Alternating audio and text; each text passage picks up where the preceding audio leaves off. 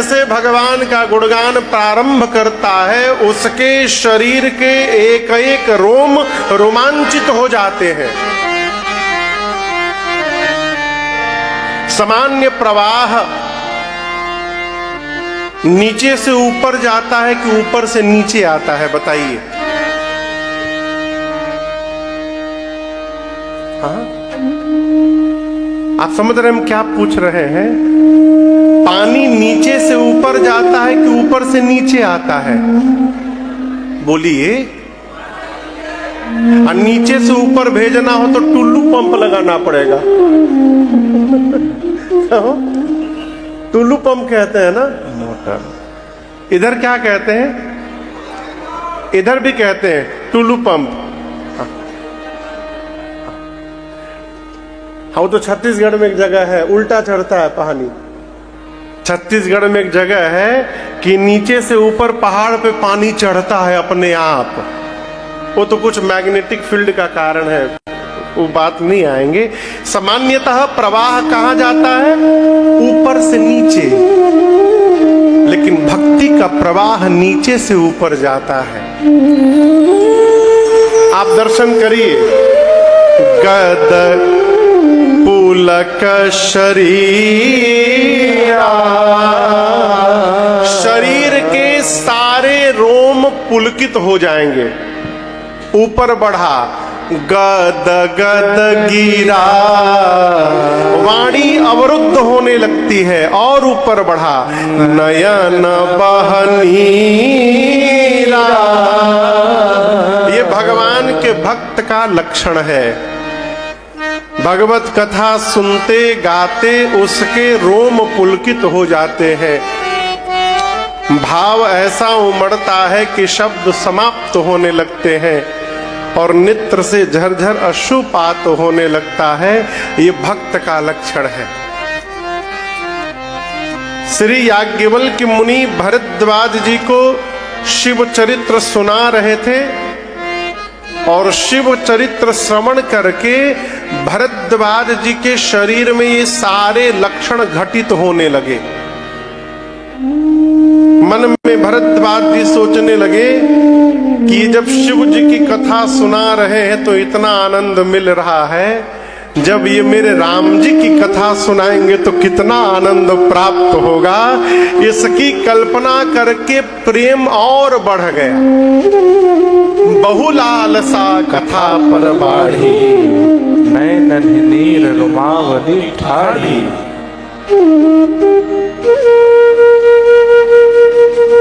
देखिए, हमसे कल कोई कह रहा था कि महाराज श्री कैसा लग रहा है आपको। देखिए, भीड़ को बहुत कथा सुनाते हैं हम लोग।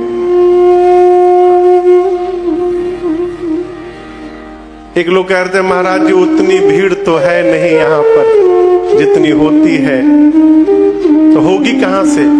कथाओं में कम से कम 25 से 30 हजार लोग आते हैं। यहाँ कोलारस की कुल आबादी 25-30 हजार है, तो कहाँ से हो जाएगी? ये तो हम भी जानते हैं। लेकिन मैं आपको सत्य बताऊं, भीड़ सुन रही है इसमें आनंद नहीं आता। पंडाल में जितने लोग बैठे हैं वो यदि भाव से सुन रहे हैं इसमें आनंद आता है। तो आप लोग जितने प्रेम से बैठकर श्रवण कर रहे हैं, ये देखकर मुझे बड़ा आनंद आ रहा है। याज्ञवल्क्य मुनि भरद्वाज जी की भाव दशा को देखे, कथा को बीच में रोककर बोल पड़े, क्या है? धन्य धन्य अहो जन्म मुनीसा। देखिए, अहो ये मराठी शब्द है। गोस्वामी जी ने रामचरितमानस में सब भाषा को उड़ेल दिया। बांग्ला भी है। अभी मैं पूछ रहा था विनय से कि मानस में गोस्वामी जी बांग्ला शब्द कहाँ लिखा है? हाँ? अमानुष, सकल अमानुष कर्म तुम्हारे। अमानुष शब्द बांग्ला है। पंजाबी देखिए, भरद्वाज राखे पद टेकी। टेकना पंजाबी शब्द है। मत्था टेको इत्थे, बुंदेलखंडी भी है, हंदाओ। मुठिका एक महाकपि हनी, ये हनी जो शब्द है ये बुंदेलखंडी है, हंदाओ। भोजपुरी तो यही है, अवधी यही है। और तो और बताएं, गोस्वामी जी ने अंग्रेजी भी लिखा है, मानस में अंग्रेजी भी है, इंग्लिश भी है। ऋष्यमूक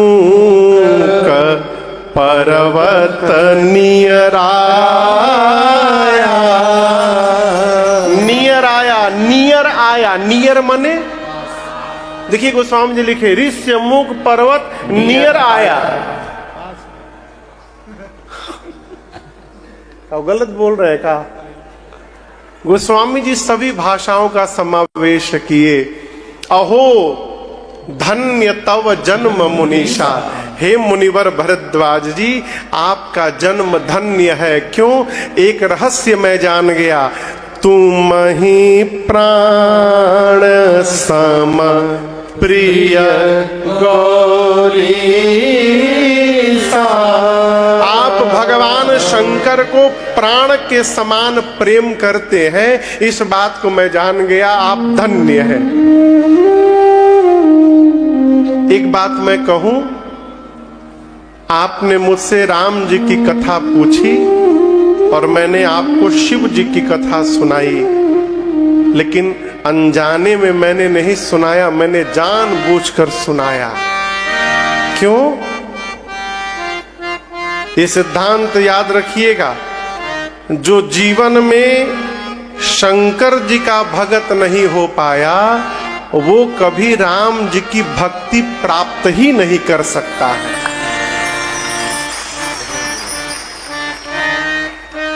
राम जी की भक्ति प्राप्त करने का उपाय शंकर जी की सेवा में लग जाइए। राम जी स्वयं अपने मुख से कहते हैं, शंकर भजन बिना नर भगति न पावई मोर। राम जी कहते हैं कि बिना शिव जी का भजन किए मेरी भक्ति मिलने वाली नहीं है। भरद्वाज जी से याज्ञवल्क्य जी कहते हैं, प्रथम ही मैं कही शिव चरित बूझा मरम तुम्हार।